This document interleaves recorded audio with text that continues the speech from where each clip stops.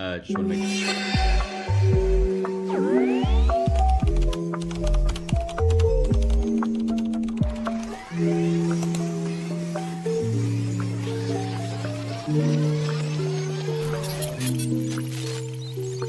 Near AI. What did you ship this week? Hello, everybody. Welcome to episode 21 of What Did You Ship This Week? My name is Cameron Dennis. We do this every single week. Really, it is a sort of an open engineering stand-up where maybe not all engineering, it's more like product demos, where people across the ecosystem show off what they've been building. Again, we've been doing this over 20 episodes now. We generally do it every week. There's sometimes where we do take a little bit of a break, kind of ad hoc. But this week we do have a bit of a lighter agenda. We have Shu from Meizu going to be presenting. Sorry, it's probably not Meizu. I think they're rebranding, but Shu will tell you a bit more about that in a bit. And we have the Asimov team, who's not a stranger to the show. We have Human Protocol, Alex Newman, and Igboza from Solvium. So just to kick things off, Shu, I see you're in the audience. Are you ready to present what you've been building? Can you hear me? Great. Yes, loud and clear. How you doing? Good. Beautiful. So, real quick though, just for people, I know you've been on the show before, but for people who might not know what Mista is or who you are, please give them a quick overview of who you are, what you're building, and then specifically unpack what you shipped last week. My name is Shu, and I'm founder of Mista. Also founder of Meizu. Yeah, so Meizu and Mista is actually not a rebranding. Like we built Meizu and then we shift our focus into Mista. Mista is actually an AI agent, and it's a browser agent like ChatGPT agent and Manus. And the Meizu is actually in the future will be a DP network built on top of Mista. So we're separating these two layers, and now we're building the foundation, which is the AI agent part. And today, I'm going to present. Basically demo the AI agent we have been building in past few months. And last week, we have actually made a lot of progress. There's tons of new features we're actually trying to show to our users. And there's some of these features are still under development. But I will tell you, just go through the process with you to tell you the vision we have for this, the whole product. Okay. Beautiful. Yeah, I'm super optimistic about browser agents. I think that this is what people kind of envision AGI could be kind of looking like. There are lots of issues that I'm happy to unpack later, which you're probably facing every single day. But yeah, super excited for you to demo what you got. Sure. Let me share my screen. Share screen. Okay, we can see it. Yep. So this is our website. It's Mista AI. Can you mute? I think there's some echo here. Okay, cool.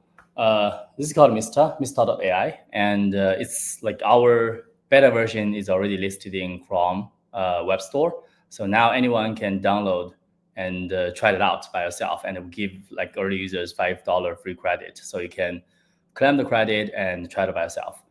The version we just released in Chrome Web Store is still an early version, but it already can do a lot of things.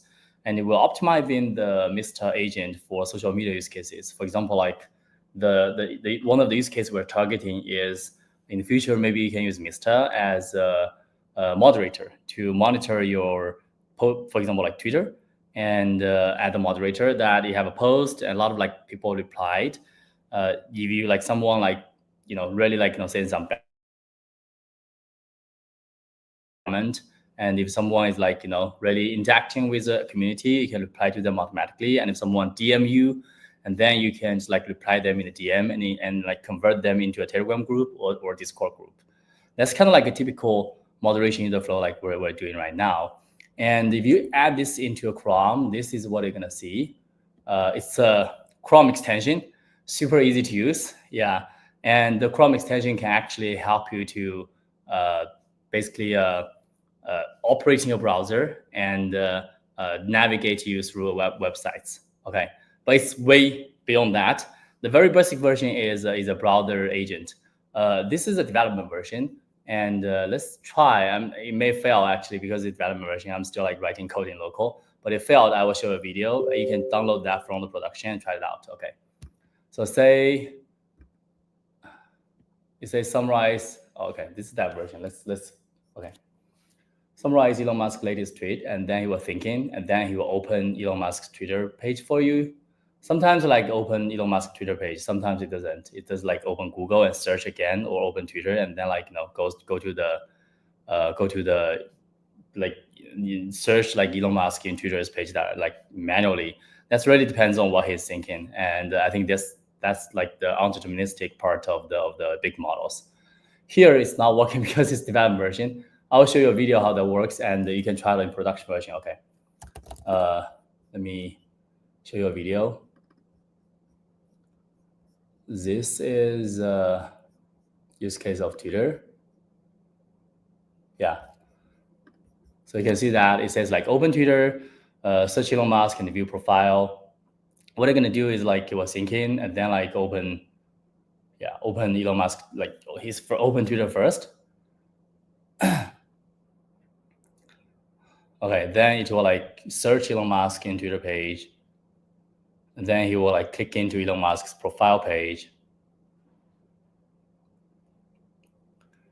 And then he will follow that. He's still thinking. Okay, see, like the account actually followed Elon Musk. And then he will like analyze what Elon Musk said recently in his Twitter page. And then he will go to his first post, I think. He will click into that first post, and then he will comment cool in the reply. So you can see that agent already be capable of doing a lot of things like comment, follow, and crawl data, also search in Twitter. You can do, and you can also like, okay, now you can also like doing search in Google. So one of my friends is actually using Mista to find game link, download link for game, and then like Mista successfully navigated him to the website and find the proper link to him to download the thing. Okay, and this is another use case that we do against a Chinese social media. It's called Xiaohongshu. Yeah, not this one actually, maybe this one. Yeah, it's actually searching in. Yeah, it's Chinese version, but like what it do is like open a Chinese social media, and then he will like search in that specific social media and open the first article and do some comments. Okay, that's what it do. So we are optimized for social media, like to make like work better with social media websites. We are building a specific knowledge base for all the popular websites, and the knowledge base ultimately is a question answer pair like we generate by ourselves, and tell like AI how we can behave like actually like more accurately to navigate through these kind of websites and do proper actions. And this kind of knowledge base now is also like auto generated by AI. So AI will like analyze the page and generate knowledge base for further AI agents to use. That's why like it can actively like accurately hit the goal. Okay, you see, this is like how the common thing happened. And this is that development version. Let's forget about it. Okay, so there's some more features we're shipping right now. There's 3 major features like we're trying to ship like in next few weeks. The first one is called task mode. In task mode, what we do is like I can show you some design demo because it's still under development. In task mode, it's like workflow. So it will like decouple a simple like complicated task into like a list of subtasks, and then like we have a runtime to work on this kind of workflows. So for example, like you want to repeatedly comment you want to search a bunch of people, or you want to repeatedly do some like someone and extract like top 20 KOLs in Web3, and then like analyze their profile. We support this kind of more complicated and long-living task with this kind of task mode. And another feature what we're doing is now it's called remote mode. So in remote mode, what we can do is like, it will like generate a QR code for Telegram. So you can log in your Telegram here in our extension, and everything is running local. Okay, so the secret and everything is not shared with server at all, completely running local. And then you can hook up a Telegram bot with your agent, and then you can delegate your control over that specific bot. So I can leave Mista running here, and then I can just like walk away from my desk and then use Telegram bot to control the instances. Yeah, that's called remote mode. And we also developed a new feature called applications. So the applications is actually it's kind of like web coding, but like what it's trying to do is like you can talking with AI and AI can generate some script for you, and the script will be embedded into the website automatically. For example, like I don't like the color of this button, right? I want to change it to black. What you can do is like you can talk with Mr. and say, hey, change the button to black. And the Mr. will like analyze the whole page and generate a script and inject script in. And the script was, you will be, with the script, you will be able to like change the layout of the web page, embed something, remove the ads, change the background color, add or remove some buttons. Basically, what you can do is like you can completely customize your web experience by yourself. And you don't have to install any other extensions anymore. You only have like Mr. and Mr. can inject script in, just like serving at the same purpose of the extension. Okay, so these are some fun features like we're trying to ship in next few weeks. And but like this is like kind of like the beta version. Okay, so if you want to try it out, this is not like in production yet, but like we're like working hard to ship it. But now you can go to Chrome Web Store, download like the current beta version or the production version. With the production version, I think it can already serve as a browser agent to help you to do a lot of like things automatically. Yeah. So that's it. That's really exciting. Thanks, couple questions. So browser agents get stuck a lot. Do you have humans in the loop somewhere to support this, these errors? We have like chat mode and task mode, right? In chat mode, if it stuck, then it stopped, and you have to like, you can keep continuing like giving him more instructions. Mm-hmm. And along the way, like we will, so it really depends on the use cases. We're not targeting for the use case that to help you to book a flight. Okay, booking a flight is a lot of like agents are trying to use that as a showcase, right? We're not doing that at all. We're completely focusing on social media for now. Okay, basically Twitter management or Instagram or Facebook, Pinterest, whatever. Yeah. Yep. And we're like pretty standardized. It's like actions are relatively very verticalized. Yep. Yeah. We will like optimize that first and then gradually expand to other vertical use cases. Yeah. So that will like help you to reduce the stuck thing a lot, because we excluded a lot of like use cases out of the table.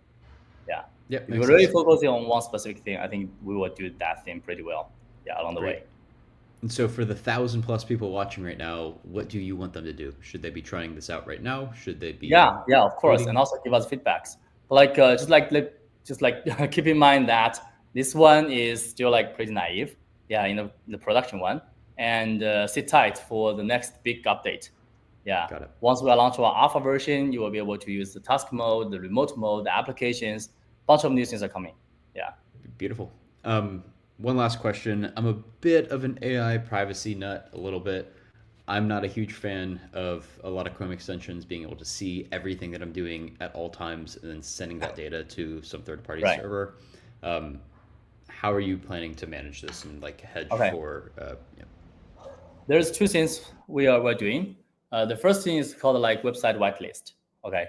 So now the browser, it can like view every, like you can open any tab basically and go to any website. But later you will be able to like configure a whitelist in the extension that you only allow the extension to visit a specific website, for example, like Twitter. Okay. And or a blacklist, whatever. Yeah. So this is like one way to constrain or scope the browser's capability or permission into a specific domains, right? That's one thing.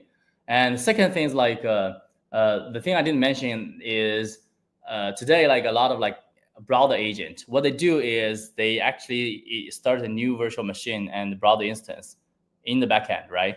And we're doing that in a completely different way. We are moving everything to the front end, running that in local. So the agent logic running in local. And there's only like three things in backend. It's very, very simple backend. The first one is data backup. Second one is vector data store. Third one is the large language model inference. Okay, 3 APIs only, and which means it's a very modularized design and give you the flexibility in the future that you can self-deploy things. For example, like in the future, you will be able to say, hey, I don't want to use your AI model. I want to use my own AI model, for example, DeepSeek, right? I trust my AI model provider, and you can configure that to use your specific model and not using our model. Okay. In that case, or you can self-deploy your own vector store. So all your data is private. Yeah. So we support self-deployment, and we're also like targeting some enterprise use cases, because enterprise use cases, like they care about privacy, they care about data safety, right? And we are actually a perfect use case for them because the deployment, our framework deployment is very lightweight. Okay, only like vector store and switch your inference API and data backup, and that's it. Yeah. Great. So it's that's pretty an modular. advantage of the. So we call it front end agent. Okay, for browser use and ChatGPT agent, Manus, they're all back end agent because they initiate instance in the back end, and you have to like penetrate the network to the back end, send everything over. If you want to like use Twitter in Manus, you have to give out a credential to manage a virtual machine, right? Which is very dangerous. For us, you don't have to worry about that because it reuse your existing Chrome instances, and everything, almost everything, okay, except the ones cannot run in front end, will put in the back end, and you can self-deploy and customize by yourself. Got it. Cool. You should definitely find a time to chat with the Xtrace team. Felix is here every once in a while, the private vector store piece. Fala on the, I guess, confidential compute, using private, cloud hosted, but private LLMs. What model are you using currently, or like default to? We're using Gemini, and we are testing DeepSeek V1. And now I think OpenAI just released like OSS. We're also like going to test that. Yeah. So we need a model that can really good at function call, because we build the whole framework. We build our own framework of workflows and agentic workflow, and also like the front end toolkit and everything, and memory model. We build everything from scratch by ourselves, and we learned a lot from Browser Use and Memory Zero, a bunch of other open source projects. But like our design is pure agentic driven. Okay, we abstract everything at the agent, and then agent will talk with the agent and the call agent, and that's how everything happened. And if you want to use agent as a tool or use workflow as a tool, then you have to have very strong function calling support. And not all the models have like this strong function calling support. So Gemini is like definitely a good candidate, and Claude is another one. Yeah, but Claude is much more expensive than Gemini. And DeepSeek is good, but it's not as good as Gemini private test in these kind of use cases. Yeah. We can spend hours talking about benchmarks and which ones you're looking at and everything, but we do have to move on to the next guest. Is there anything else you want to say before we move on? Yeah, nothing. Yeah, just like download and try it out and give us feedbacks, please. Yeah. Awesome, Shu. Thank you for coming. No problem. Great. Next up, we have Alex Newman from Human Protocol. Oh, wrong Alex. Alex Newman. Hey, how's it going? Good. Can you hear me? Loud and clear. That was actually the video. Oh, thanks. That was the video I was going to show. I think I'm not feeling brave enough for a live demo. I give props to the last person who was doing it, but I did want to ask or bring up. We on the Human Protocol were bringing. I don't know if you've heard of something called Slime. It's like a post-training LLM framework, and I was curious since you were bringing up private models, if that's one of the things that we're working on right now. That's something that you guys were thinking about, where can we use like a post-training RL framework? I think is kind of the next thing that we're starting to think about and starting to work on this week. The thing that I'm going to demo though is a little bit more grounded, which is wait, Alex, before we get a demo, who are you? What is Human Protocol? I'm just used to being back here, so I've been back a couple of weeks. I should probably introduce myself each time.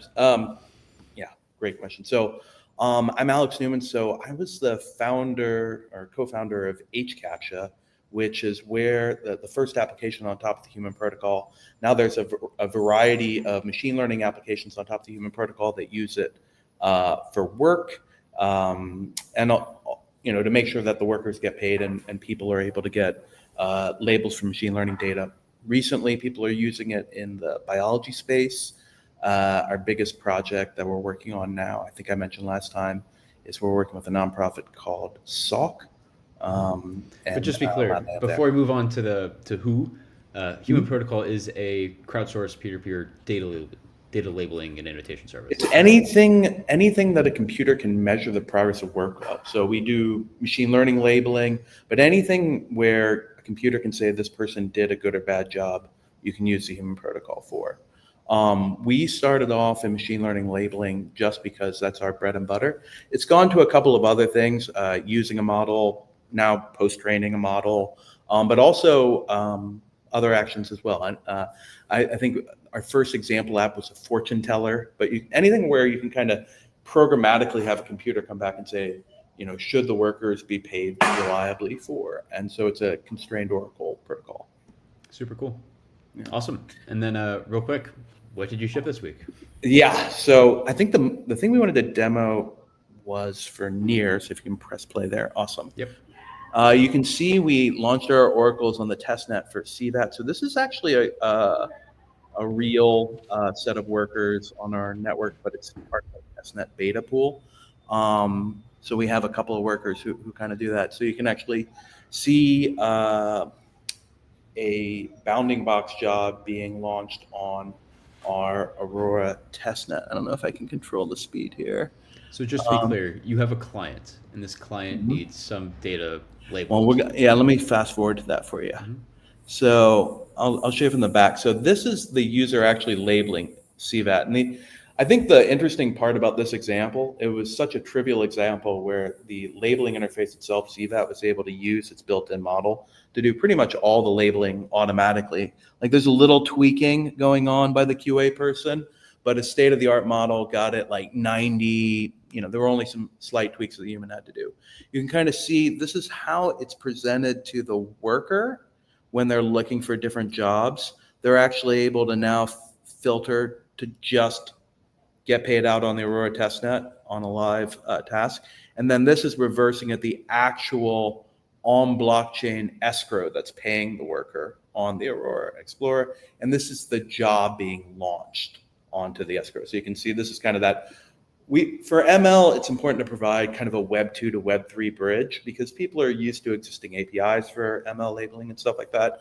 We also just provide this GUI with a DApp wallet just for people who want to do it. But this user, I think, but you see we have like a fiat option there, so people can kind of use the existing APIs that they have already. And this part of our infrastructure, the job launcher, acts as a staked entity to kind of facilitate all the aspects around, is the job well formed? Does the job have porn? We don't want like someone putting inappropriate jobs on the wrong without being able to get back to them. So that's what that part of the infrastructure does. Yeah. How do you filter that? Like that seems to be pretty, Yeah. So it's basically bonded. So like if you are, let's say, launching onto HCAPTCHA, you have to have either whitelisting, which can be done by contract, or enough on network value so that we can take that away from you. This interface is interesting because the job launcher has its own stake and it accepts user accounts via credit card.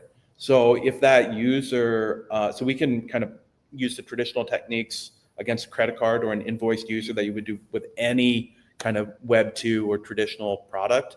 But it abstracts that, right? So now someone can just run this open source job launcher. Their whole job is to skin it however they want, cards, and sit there with a stake and kind of be that intermediary. And if he does, do the wrong thing, like launch a job where the images are all broken, and then suddenly a worker doesn't have a fair experience, we'll detect that. We actually have content moderation jobs as a part of the network itself, so we can kind of handle some portion of that ourselves. And we'll deduct that from people's reputation, remove bonds. I mean, it kind of depends on the individual workload. I think, one of the things that you learn kind of building the stuff as an API is you have to, to be able to handle a lot of different types of use cases, you have to have a lot of different techniques to prevent it, like Sybil protection, even human app users. They're not KYC'd, but we collect the passport on the workers and stuff like that, like the picture of the passport and the birth date and stuff like that. So that way we can at least prevent duplicate Sybil logins and that type of thing. And also just because we don't want like American or Chinese workers on our platform because their governments are complicated. Yep. So, so yeah, that's, I mean, I think that's kind of the big overview of what we've done there. I think that, there's lots of different things you can do for more financial things. As soon as you start talking about a computer instead of a person, or a SaaS algorithm instead of a person, the types of bonds or remittances or the types of arms you have are also different and proportional. And you can actually look to, ISO standards and those types of things as advice of what you kind of have to implement there. Got it. And last question is like, how do you actually verify that the data that the people are labeling is indeed what the customer wants? So that's the cool part about the protocol. What the customer wants is a whole nother thing. So one of the things that happens in a decentralized protocol is it empowers small businesses to, kind of act at a higher level of leverage. Once you're doing bespoke data sets and stuff like that, usually you're helping people make the model nowadays. Like when we work with a lab, we're not going in and just providing data sets. When the companies that are providing data to them commercially are providing data sets, they're helping them at a white level, and they have to understand what the customer is doing. The protocol itself can do statistical convergence, and that's one of the things that we learned from HCAPTCHA. So we have kind of two levels of oracles in our system. The first one, the recording oracle, which is recording the data and making sure that workers are getting paid fairly for their work, kind of reserving that money in the escrow. It can just ask a bunch of people the same question and see if they agree and make sure they're not the same person. And to some extent, that's fair work. Even if they kind of fuck up, you should pay them. And that, or like to some extent, like you have to do something to proportion on their reputation, but you also, in a work protocol, you have to be fair. And then on the reputation side, this thing that's going off a little bit slower, that's releasing the payments, we usually require that that's tied to a specific API.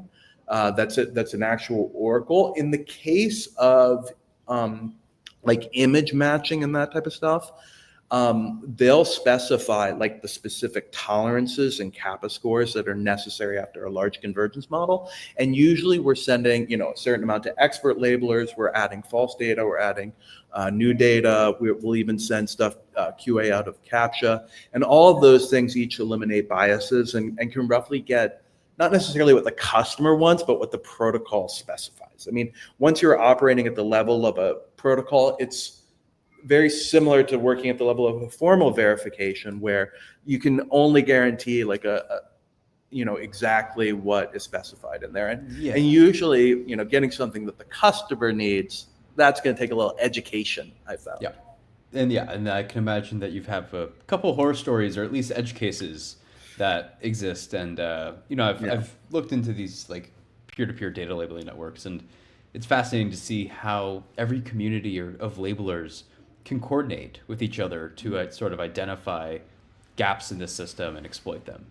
Yeah. And so do you have any, I'm kind of putting you on the spot here, but like any off the top of your head, these edge cases that you've witnessed that you're like, holy crap, these people are much more sophisticated and, much more coordinated than I previously thought? Oh, well, they're more sophisticated or more coordinated. Okay. Gosh.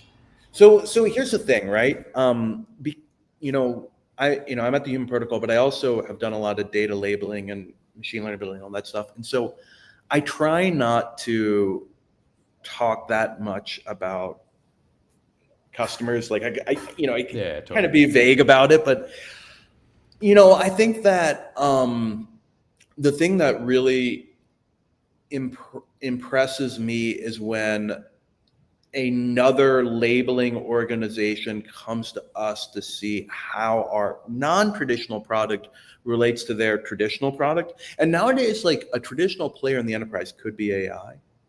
I think we put a blog post about it, and our network is still 10 times cheaper than an AI for content moderation, which is wild. I don't know how the AI people are able to charge such a premium for that.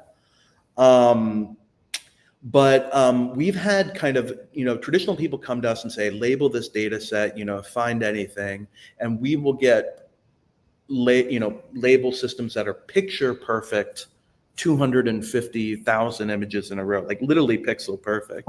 And you know, that where they're saying, you know, find the mistakes in here, and they know they're in there. And those types of tasks I'm really impressed with, because then you can tell that they are operating scientifically. And I think that the field has come a lot, you know, you're right, there's a lot of coordination, a lot of people feel going on, both within industry and on the labeling side. The problem, and you know, the big problems we see with the education is usually people just get ahead of themselves. What's possible to do live versus sound versus on the workbench, and so I think that's where, you know, I think that's, you know, all going to be solved in the next couple of years with AI. Checks. It's awesome stuff, man. Yeah. We do have to move on to the next speaker. Is there anything else that you want to flag? No, thanks. Awesome, man. Stoked to have you back. Thank you. All right. Next up, we have Arto from Asimov. Arto, welcome back. Hey, good to be back. It's been a while. Fantastic. So potentially loads to unpack on you today, but I'm going to save some of it for the near town hall, where we also have a slot. But real quick, before you dive into specifics, who are you? What is Asimov? Yeah, well, you know, after 20 times of this, one tends to forget that part. Yeah. So hey, I'm Arto. I led EVM development at Near, which we spun out as Aurora. Was one of the two co-founders there, and these days working on something called Asimov Protocol. Might as well screen share from here. One sec. You can find me on Twitter as Bendiken.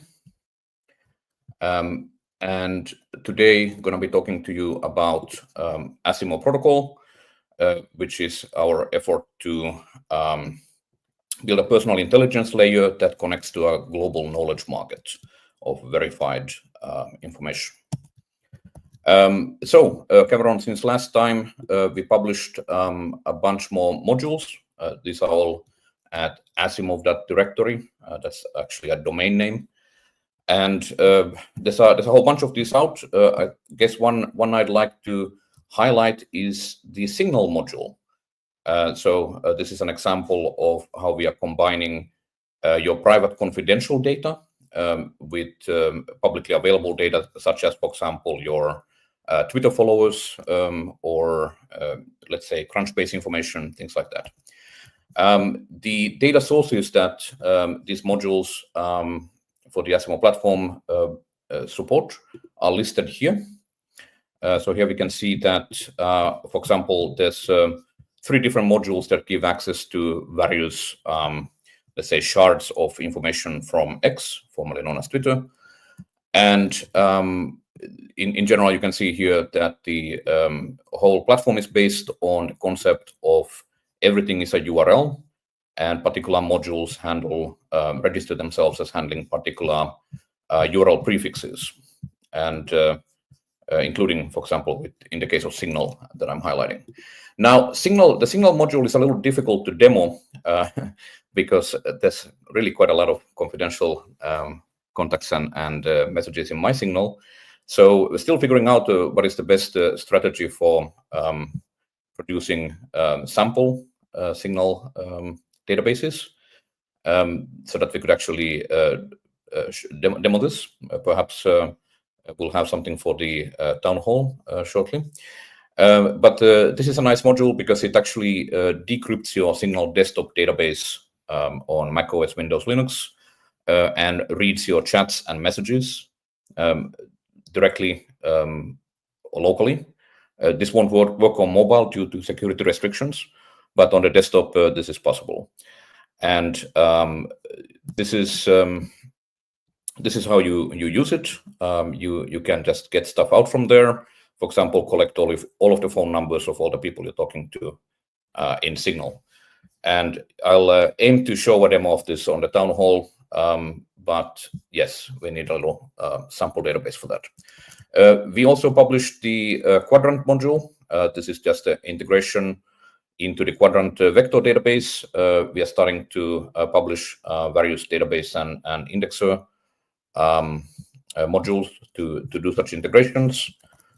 We've also substantially enhanced the Chromium module. This is how you get your bookmarks. You liberate your bookmarks from Chromium, from Brave, Google Chrome, Microsoft Edge, Opera, Vivaldi, and so on. So this is a very easy way to get your bookmarks out as structured information. And we've also substantially enhanced the email module, so you can get all of your email out, again, as structured information, no matter which email provider you are using. Let's see, there's a structured example here. So these are some of the modules that we've updated or published. You can follow all of these happenings on the Asimov_platform account on Twitter. I'm still using the old name, probably never going to change after 20 years on Twitter. And you can keep up to date on the new modules being released at Asimov_modules. Also, I'll note that it's now really easy, if you're already set up with the Asimov platform, really easy to just upgrade all of your modules as we put out fairly frequent releases. And let me see what else. Oh, right. So we also published something for Rust, whereby we are standardizing the abstractions for generating summaries of things, typically, of course, AI summaries. This is a totally obvious idea that surprisingly doesn't seem to have precedent in software. Namely, we are using the so-called 5 Whys, or sorry, 5 Ws: who, what, when, where, and why. So this is fairly well known in other fields, but for some reason in software, this hasn't been done. And we just built a bunch of abstractions. This was published today on how you would go about getting a TLDR, as in too long didn't read, out of anything. And we'll be publishing that for other languages as well. We also have lots of updates to the specs site.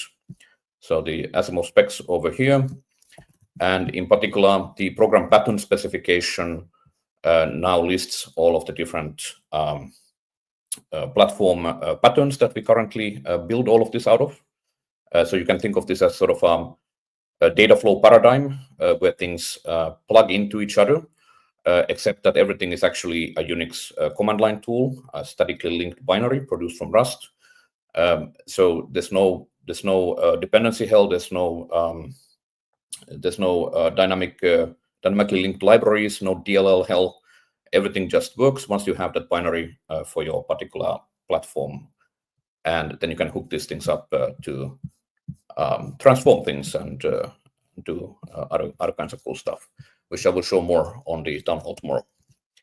How's that for the time slots available? This is great. Yeah, you're crushing it.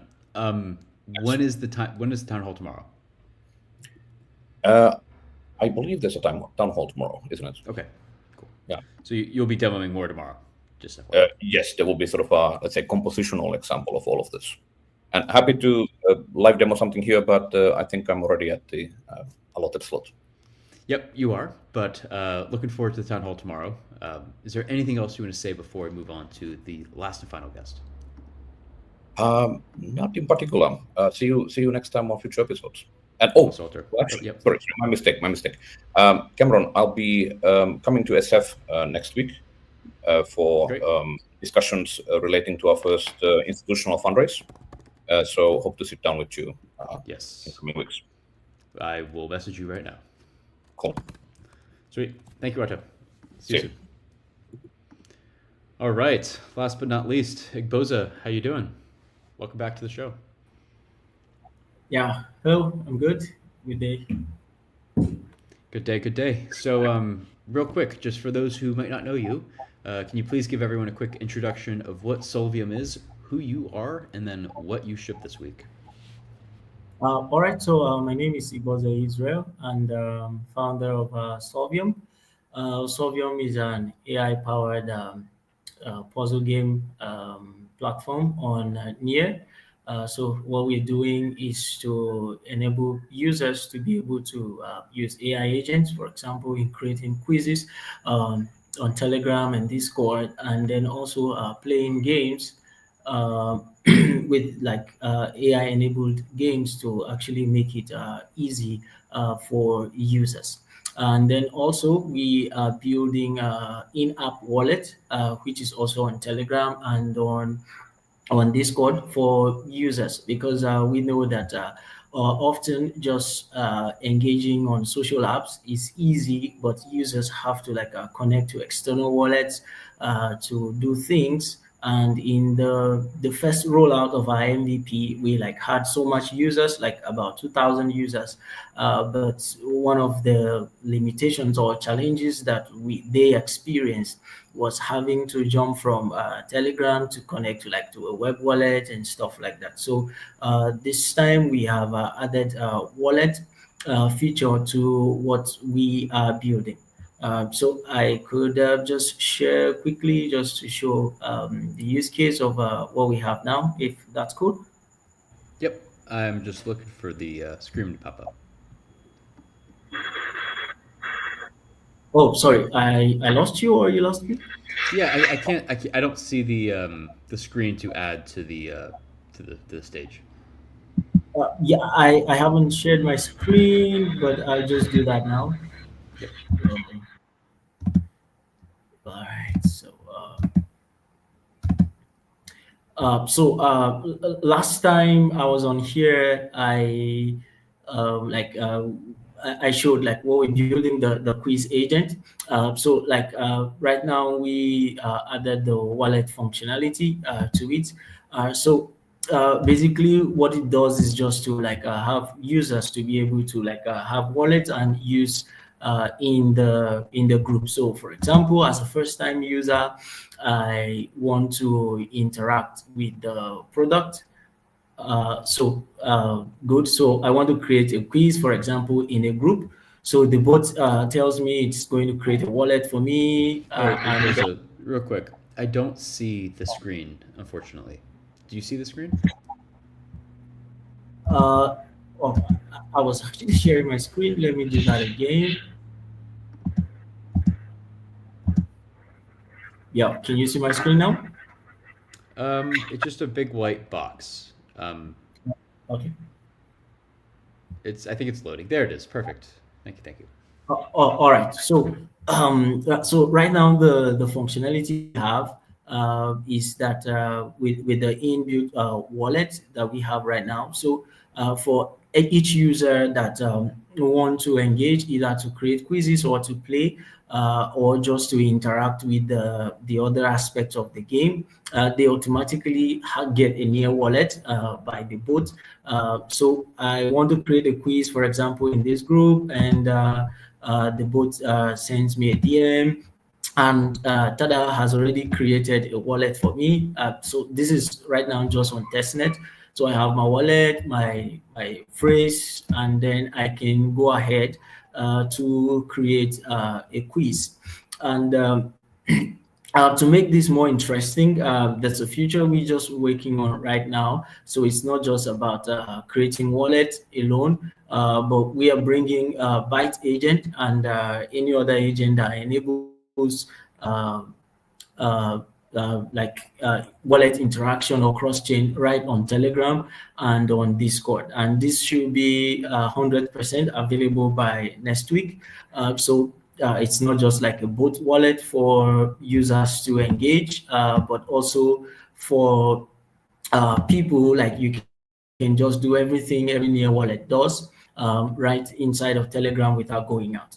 This aspect is the other aspect of the game that we have right now, but it's not part of the presentation. So I am not opening that for now. This is super cool. What next? Like, what do you plan to? What's on your roadmap? Sorry, I didn't get the question. Yeah, I said, what's next on your roadmap?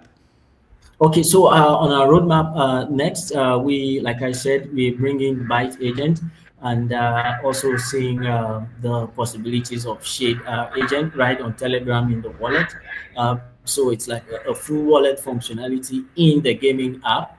so users will 100% like be able to get to interact with. And then from there, possibly like maybe like in the next month or so, we see how to like work on off-ramp for first Nigeria and India.